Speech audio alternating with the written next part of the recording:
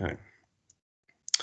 Right. Okay. Hi there, everyone. Thank you for coming today. Or if you're logging in another way, thank you for joining this session. My name's Ben, and we've also got Elizabeth here. We're two of the careers HE advisors working at Cities and College Angel Campus. And today, as part of British Science Week, we've got a guest speaker, Karina, who's here from Staffordshire University, based in their London campus, and she's going to be delivering a really interesting talk today on design thinking. So we'll leave you in Karina's capable hands, and over to you. Thanks very much. Thank you very much, and thank you for having me.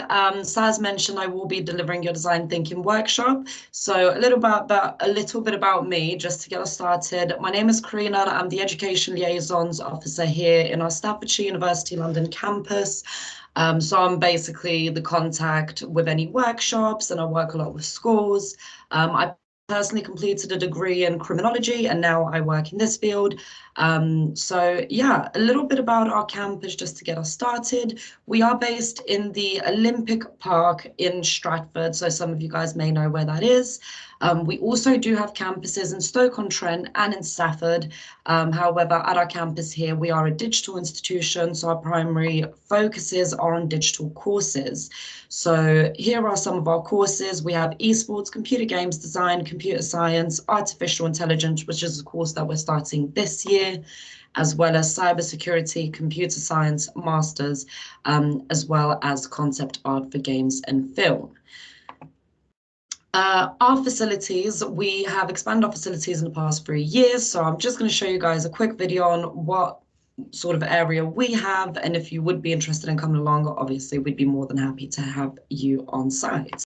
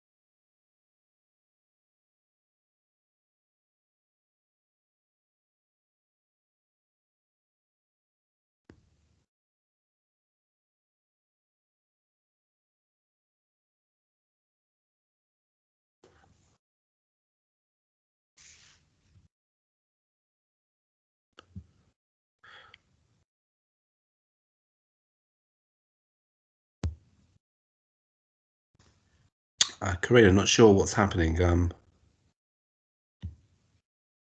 Yeah.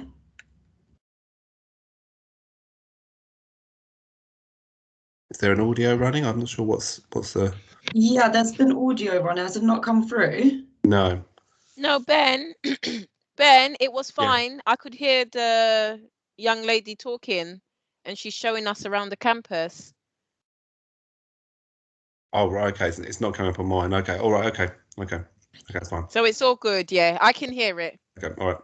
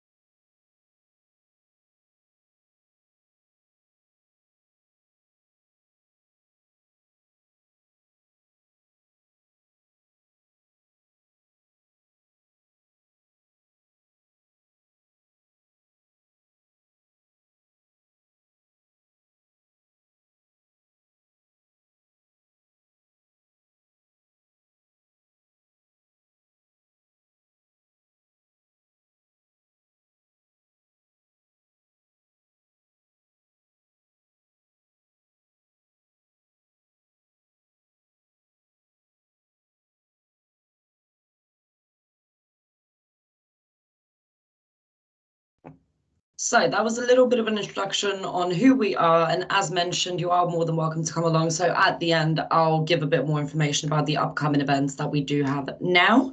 However, let's jump straight into today's session. So the main aspects that we'll cover is design thinking and what exactly is it, how do we use it, and how do we apply it in our ideas in everyday work. The four main phases of design thinking, and then the variety of levels of design thinking. So let's get started with what is design thinking. So a good design, most of the time, 90% of the time, is invisible, and most likely it goes unnoticed until it is poorly designed. And if you do think about the items and objects that you use every single day, if you don't really think about using them, chances are it's because they have a good design. It's important to look at objects as a designer would in order to understand how they think and how we can sort of get the most out of its capabilities. And today we will be focusing a lot on the user-centered design. So these are like human-friendly designs to make sure that the user is getting what they want. Now, some of the session will be covered when designing objects. However, it's really important to know that you can apply these techniques in designing ideas, events, activities, whatever it is that you decide to design. So, Normandors. This is one thing when I learned about design thinking, it really stood out for me.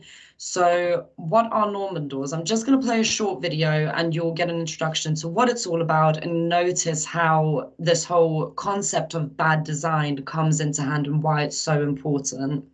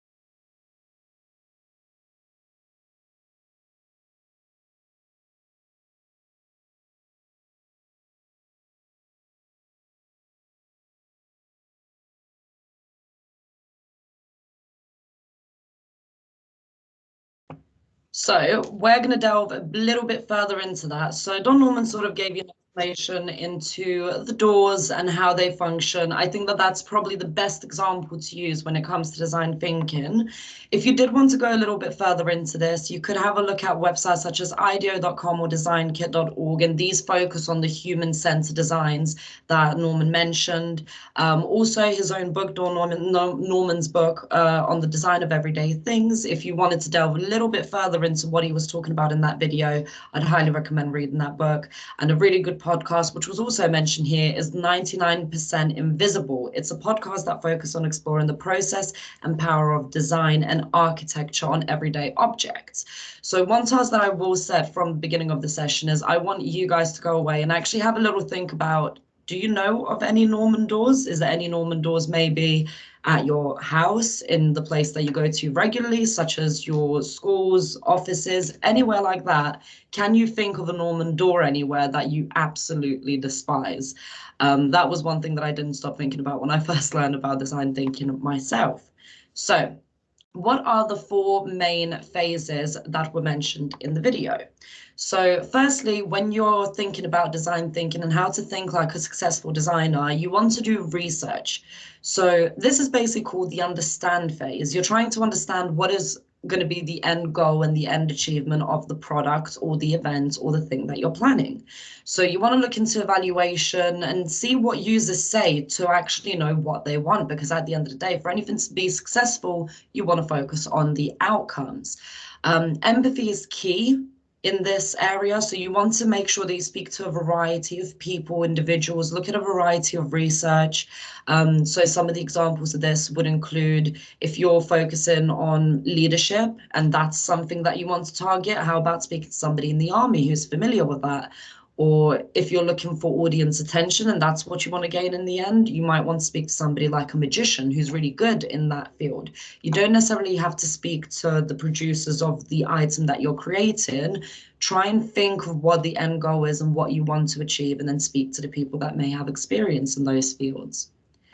So once you've done that, you want to go into the ideation stage. So at this point, you want to collect all your information in one place. You want to make sure everything's in one place so you don't have to waste any time collecting data after you've already collected it. And this is where you want to try out things such as mood boards. So put all your information down into one place and see what starts to become created from it.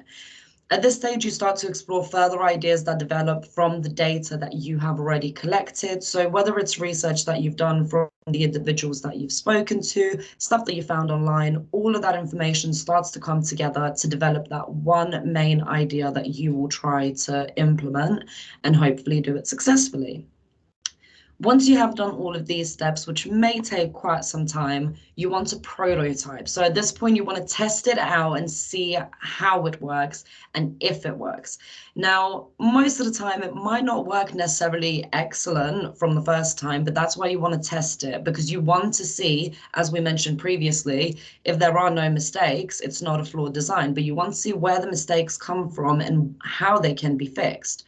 Obviously, at that point, you hit iteration. So you do it again until it's launched and perfected. Now, the prototype stage, you might keep coming back to, and that's completely fine. Nobody expects you to pass that stage immediately, but that's the whole point of it. It's for you to see where things go wrong and how things can be improved.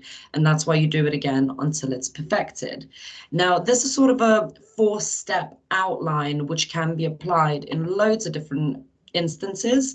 A more detailed one comes from the Design Thinking 101, which is done by the Nielsen Norman Group. So this is a little bit more detailed. So as you can see, you can empathize with the customer going into defining, which that whole section is the understanding section. So again, we're going back to the understanding of what the end goal is, what the user goal is, what do we want to achieve from whatever it is that we're creating, whether it's an item or an idea.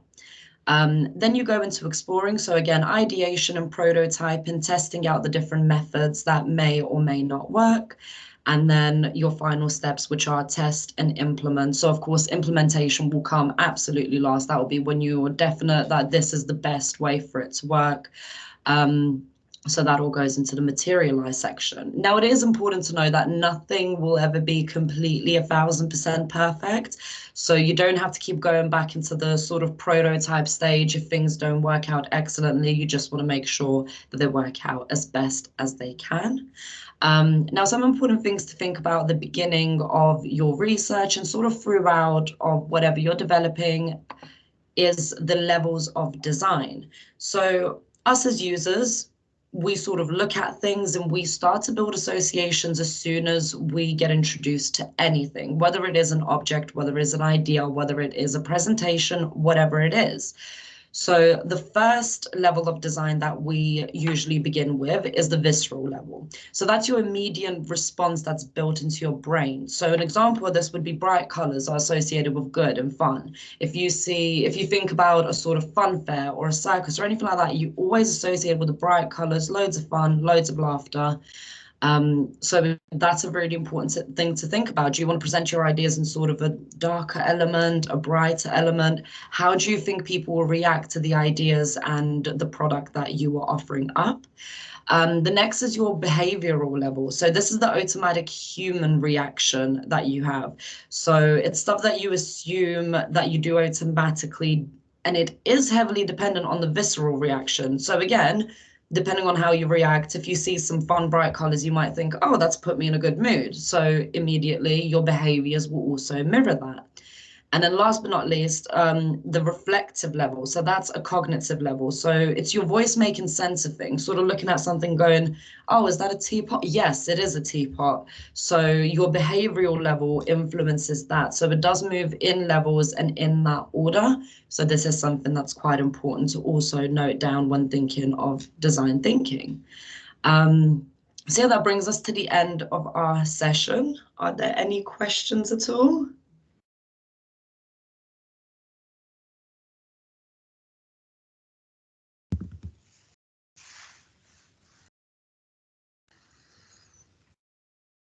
Don't think anything's come through in the chat.